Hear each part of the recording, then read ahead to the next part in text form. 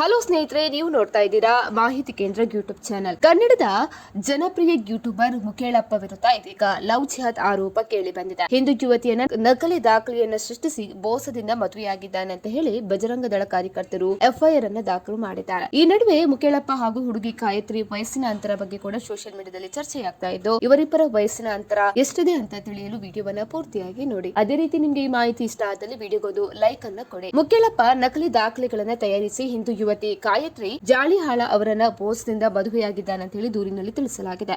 ಮುಕೇಳಪ್ಪ ಮೂಲತಃ ಮುಸ್ಲಿಂ ಧರ್ಮಕ್ಕೆ ಸೇರಿದ್ದು ತನ್ನ ಗುರುತನ್ನ ಮರೆಮಾಚಿ ಹಿಂದೂ ಯುವತಿಯನ್ನ ಧಮಕಿ ಹಾಕಿ ಮದುವೆಯಾಗಿದ್ದಾನೆ ಅಂತ ಹೇಳಲಾಗಿದೆ.